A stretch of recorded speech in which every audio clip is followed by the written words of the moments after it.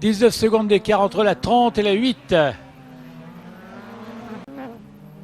12 secondes d'écart entre la 8 et la 30.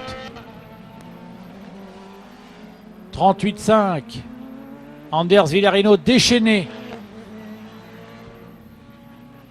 Le remarquable relais d'Alain Ferté et Philippe Iliano qui a fait un truc fantastique également dans le deuxième relais.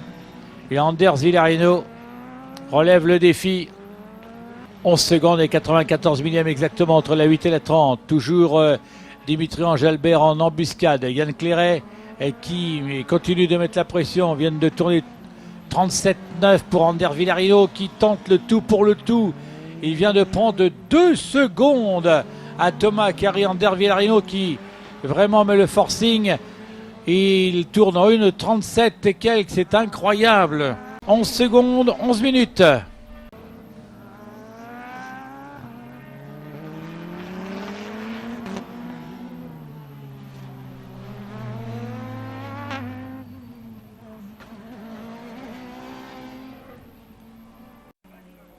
« 5 secondes 6 entre les deux voitures de tête. 5 secondes 6 entre les deux voitures de tête.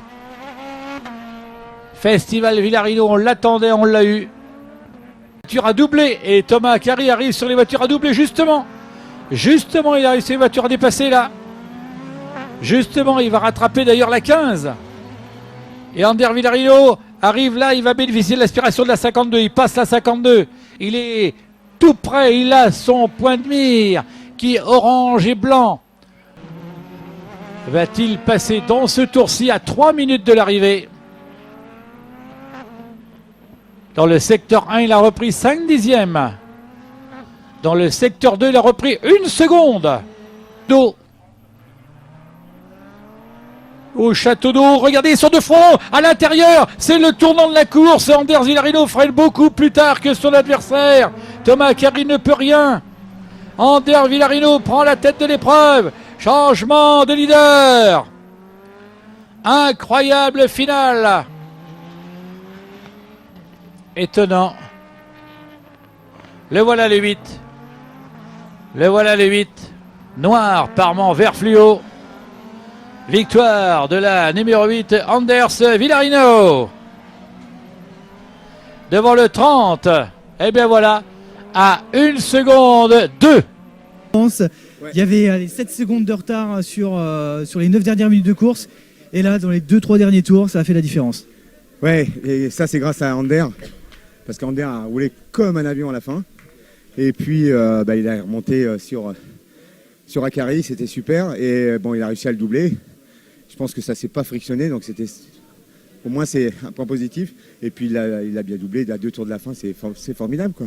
Il a bien gagné celle-là, putain, qu'est-ce qu'elle est belle. Ouais, on sent qu'il y a un peu d'émotion. On va interviewer avec toi, Ander. Dis donc, tu t'es mis en mode avion de chasse sur les 10 dernières minutes ou quoi? Qu'est-ce qui s'est passé? Bah, ils ont fait un super boulot, Alain et Philippe, ils ont super bien roulé. Et là, à un moment donné, j'y croyais pas trop, je savais pas les deux ligiers, quand est-ce qu'il fallait qu'ils s'arrêtent et tout. Là, quand ils m'ont dit, t'es deuxième, le premier il est à 19 secondes, tu peux le faire. Mais j'étais derrière la 19 et la 32. C'était hyper dur à passer, j'ai pris trop longtemps et j'ai perdu trop de temps là. Et là, je croyais que je le faisais plus. Mais là, à la radio, ils m'ont parlé, ils m'ont dit tu peux le faire, tu peux le faire. Je voyais Philippe dans le mur là en me disant j'ai pas travaillé toute la course pour finir 2. Et voilà, bon, on a eu la chance. Félicitations au team qui a fini deuxième. Ils ont fait un super boulot. Ça a été de toute justesse. Je veux dire, on a fini tout juste. Mais je suis très content pour le team. C'est la deuxième victoire cette saison ensemble. Et très ravi. C'est un honneur de rouler avec eux.